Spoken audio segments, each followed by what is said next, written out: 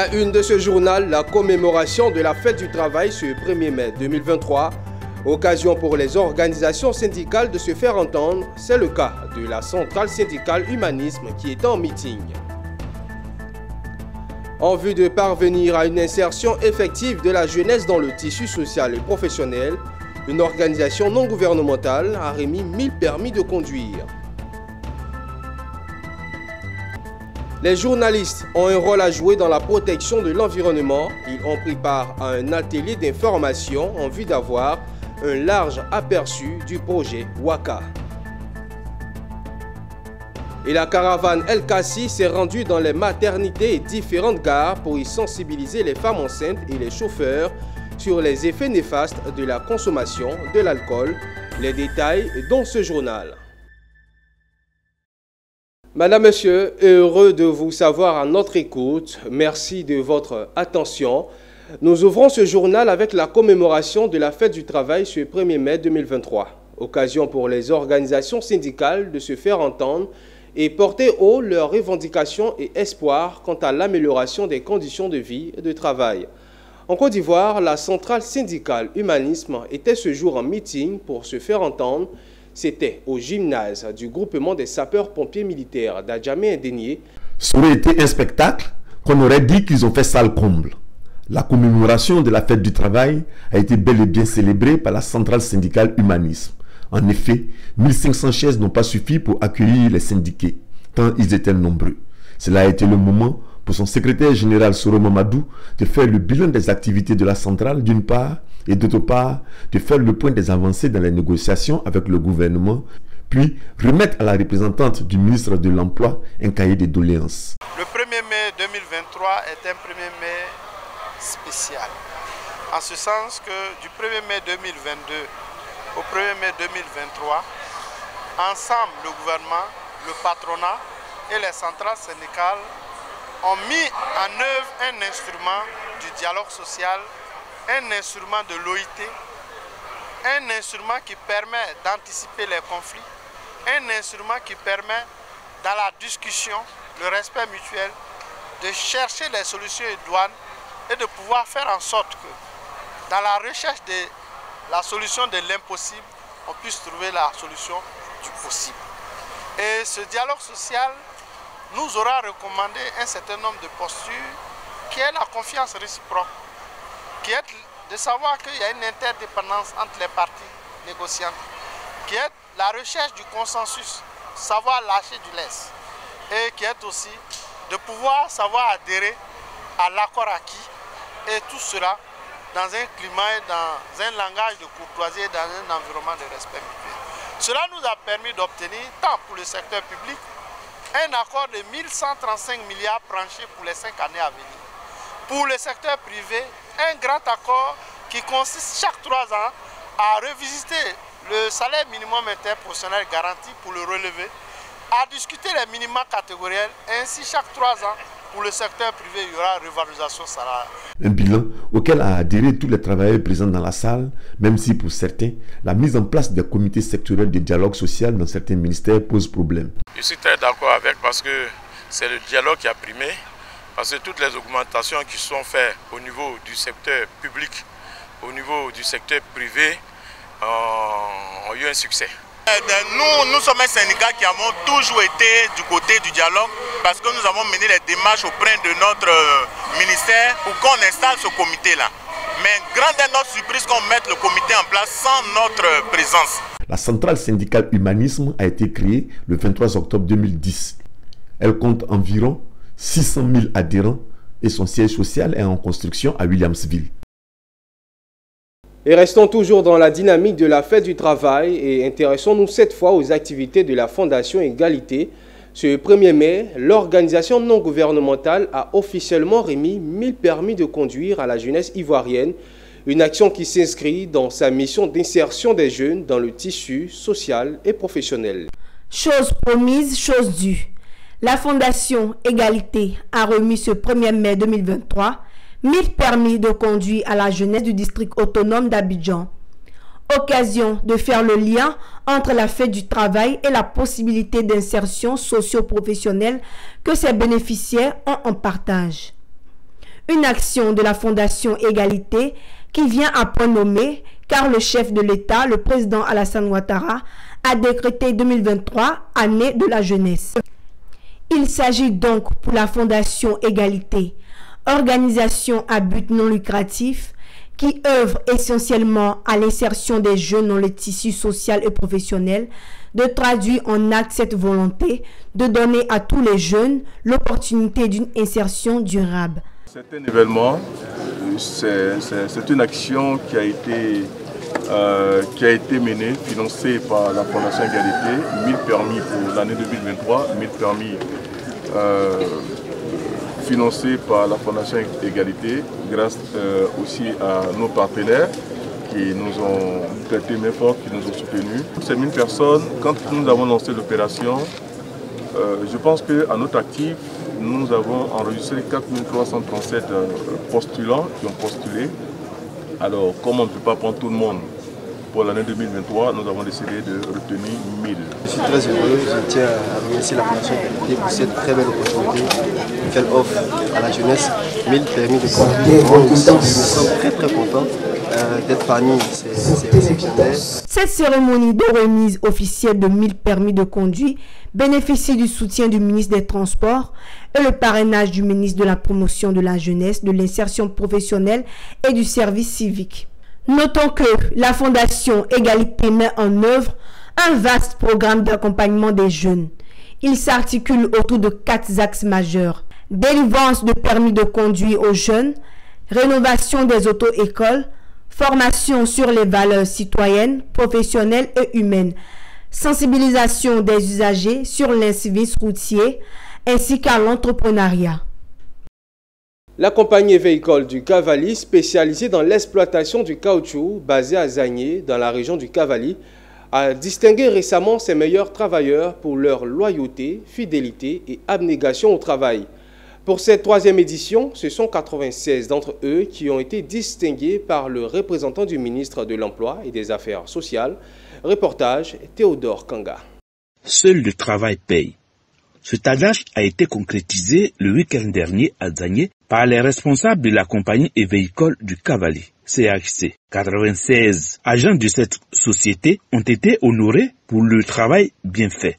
Ces hommes et femmes ont été récompensés pour leur ardeur et abnégation au travail, mais et surtout pour avoir maintenu haut cette société malgré la pandémie du coronavirus. Je voudrais vous féliciter et vous encourager au nom de Monsieur le ministre de l'Emploi et de la Protection sociale, Maître Adama Kamara, pour votre importante contribution dans la production du matériel végétal, de la saignée et de la transformation du coagulum. La cérémonie de ce jour vise à mettre à l'honneur nos chers travailleurs récipiendaires devant nos autorités nationales, régionales et locales, devant leurs familles, amis et connaissances, devant l'ensemble du personnel, ainsi que devant la vaillante population de Cavali, à saluer des vies de travail, des vies de labeur, de dignité, de fidélité, d'engagement et de probité. Ils se sont vus décorés pour s'être mis au service de l'entreprise, pour certains pendant 35 années, honneur qu'ils ont reçu des mains du représentant du ministre de l'Emploi et de la Protection sociale.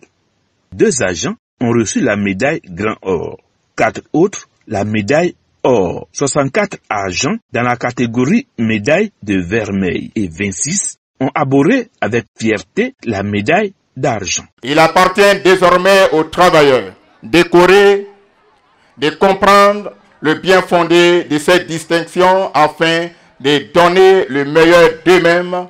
Créée en 1996, la compagnie et véhicole du Cavali contribue au développement économique social de la région et fait la fierté de la sous-préfecture de Zagné. Parlons de gestion le littoral à présent. Face à l'érosion côtière, il faut agir pour protéger l'environnement et garantir celui des générations futures. C'est dans ce cadre que se situe l'atelier d'information des journalistes ivoiriens tenu récemment dans la commune de Cocody. L'enjeu est de créer un cadre de rencontre formel afin de permettre aux journalistes d'avoir un large aperçu du projet Waka, dont l'objectif est de contribuer à la résilience des populations face aux effets de l'érosion côtière. Zénab Dosso, Ultima Traoré.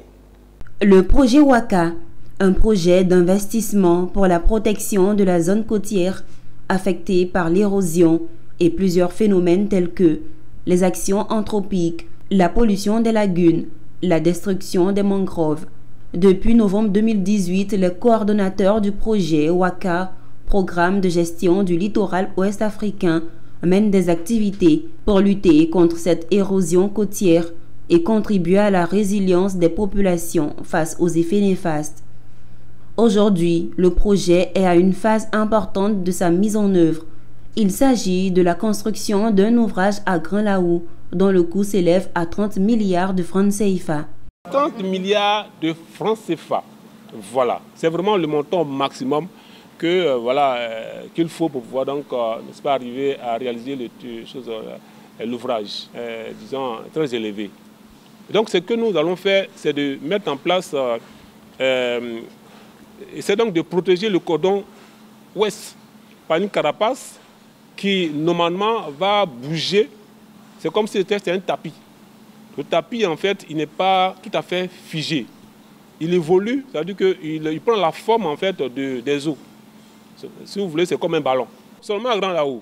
Parce que à Grand Bassam, c'est à peu près 21 milliards. Ça, le financement à part. Quand on va finaliser pour Assini, on aura aussi un montant. On va financer pour Obo, on aura un montant.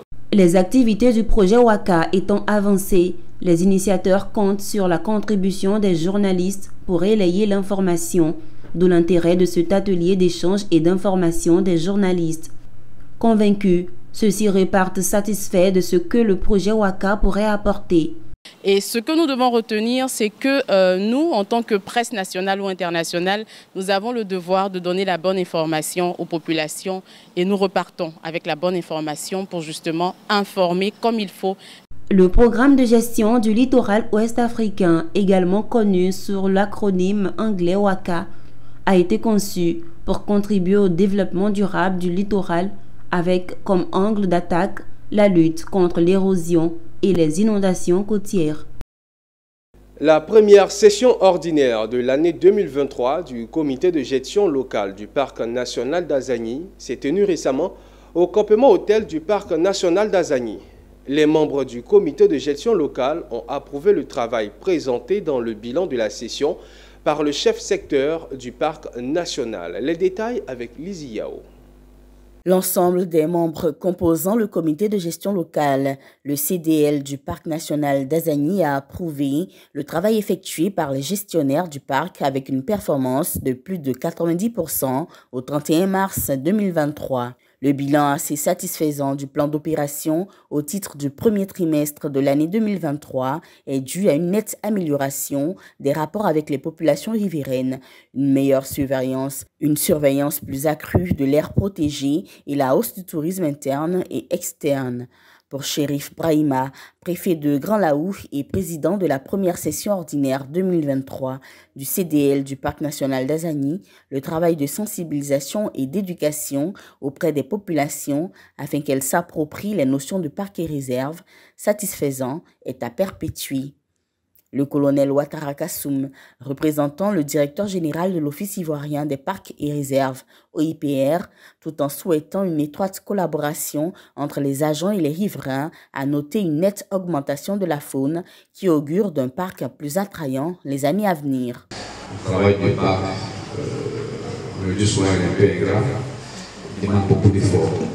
Au vu des résultats, je pense que c'est aussi notre devoir de les féliciter. Parce que tout n'est pas que sanction. Quand le travail est bien fait, il faut le reconnaître. Donc c'est avec joie que nous le battons et nous traduirons sur le territoire général la bonne tenue de cette session.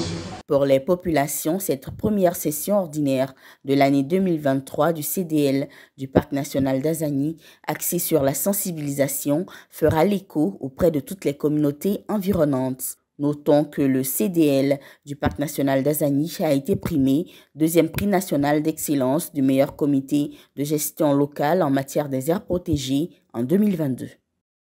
Les résultats de l'enquête sur la consommation de l'alcool chez les mineurs, femmes enceintes, élèves, chauffeurs, réalisée en 2020-2021 par l'ONG Lutte contre la consommation abusive d'alcool en Côte d'Ivoire, LKC, sont très alarmants.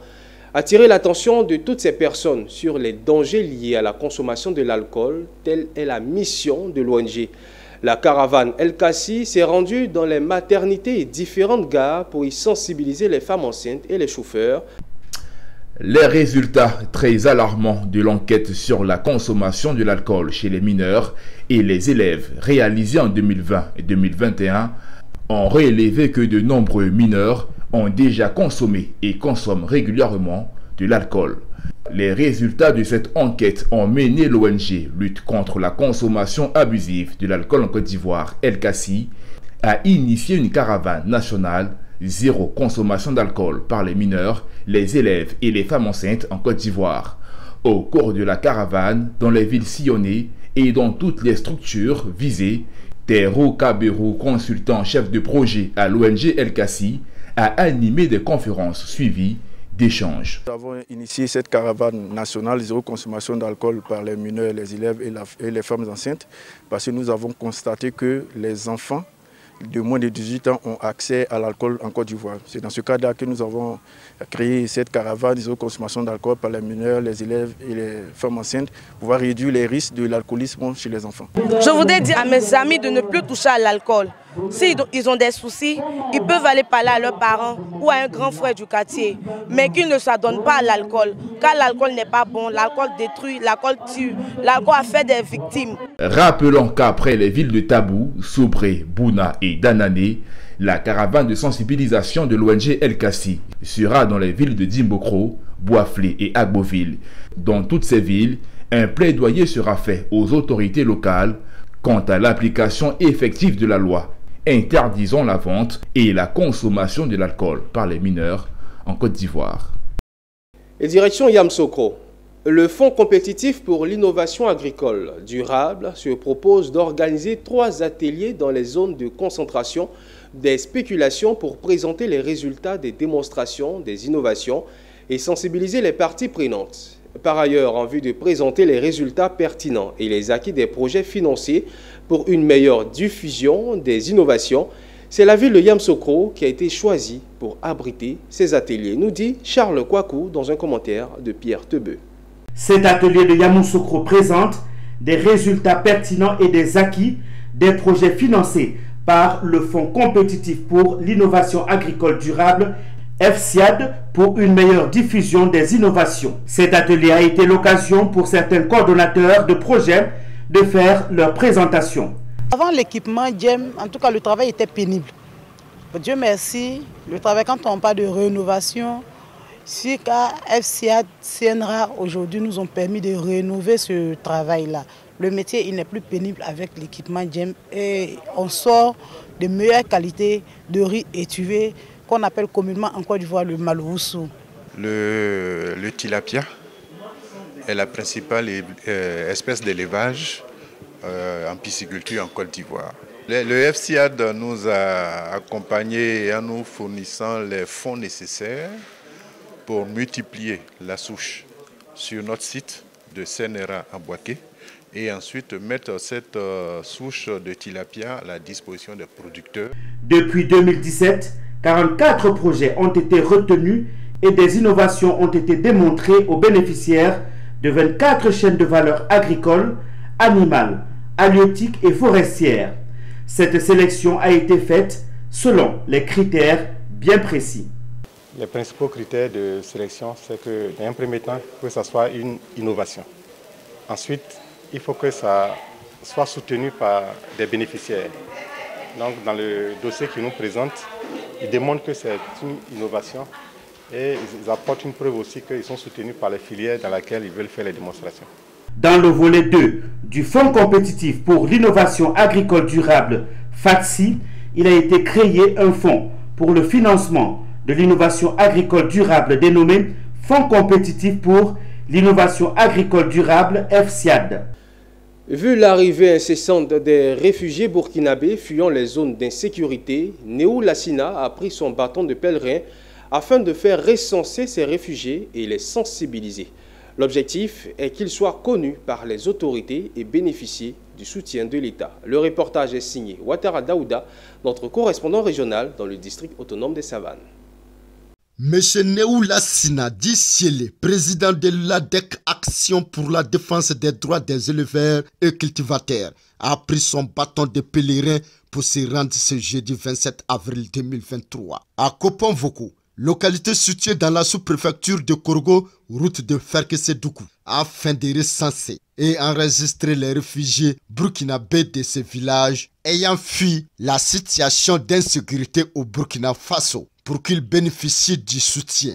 Neoula Sina a aussi saisi l'occasion pour sensibiliser ces personnes ayant fui leur pays d'origine pour se réfugier en Côte d'Ivoire en attendant le retour de la stabilité du pays. J'ai quitté le Burkina Faso parce que c'est chaud là-bas. Des hommes armés sont venus nous dire de libérer le village dès ce soir. Mais on a cru que c'était amusement. Tard la nuit, ils sont revenus tuer des gens tombés sur nous. Ce qui veut dire qu'ils ont mis leurs menaces en exécution. Et nous, on a pu fuir pour venir en Côte d'Ivoire et laisser tous nos biens derrière nous. Parmi nous ici, nous sommes plus de 20 personnes dans ces campements et nous sommes chez des tuteurs. En tout cas, nous demandons à l'État ivoirien pour passer voir.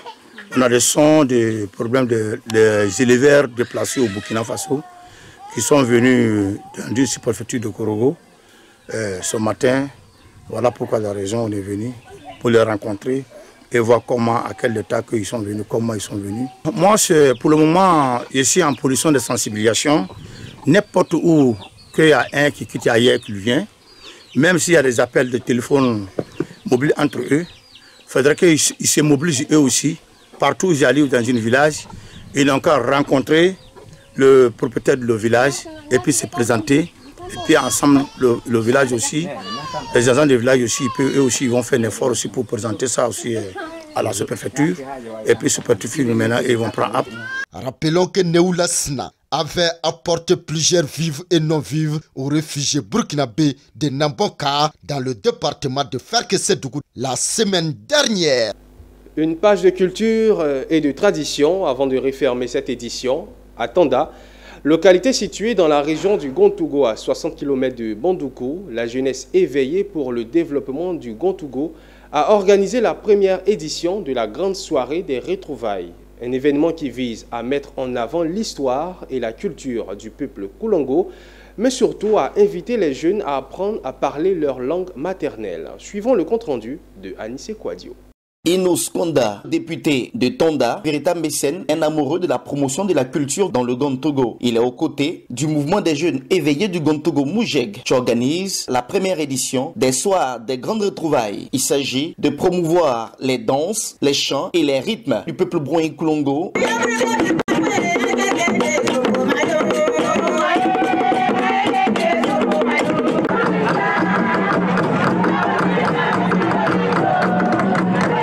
Le Moujeg, le mouvement des jeunes éveillés du Gontougo, veut également promouvoir nos grandes soirées qui ont marqué la génération, à savoir les contes et légendes. C'est la première fois qu'à Tanda, on rassemble des milliers de personnes comme vous afin que nous apprenions la culture de chez nous, de notre coutume, de nos danses traditionnelles, de comment est-ce que se font les choses. Le Moujeg veut nous ramener à notre culture.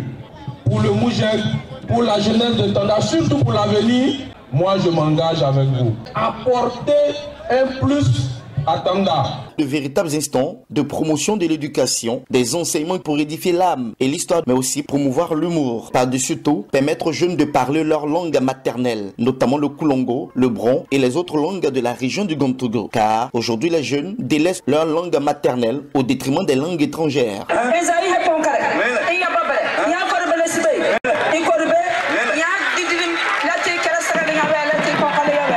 Il Il est aussi important pour le Moujeg, à l'orée des futures élections couplées municipales et régionales, d'exhorter les jeunes à la promotion de la paix et à la culture de la non-violence en période électorale. Nous demandons à cette même jeunesse d'ignorer tout ce qui est incivisme pour mieux vivre la paix, la cohésion sociale. Cette cérémonie se tient à la grande place publique de Tonda qui a drainé du monde. Nous sommes fiers de voir que la jeunesse prend les choses en main pour connaître, pour montrer ce que c'est que le patrimoine culturel du district autonome du Zanza. La première édition des soirs des grandes retrouvailles organisée par le mouvement des jeunes éveillés du Gontogo sera désormais une tradition chaque année afin de permettre aux jeunes de revenir aux sources et s'abreuver à la source intarissable de la connaissance personnelle. Et c'est ici que s'achève l'édition de l'information. Merci de l'avoir suivi. Le travail est ce qu'il nous éloigne du vice et du besoin. L'ensemble de la rédaction souhaite bonne fête de travail à tous et à toutes.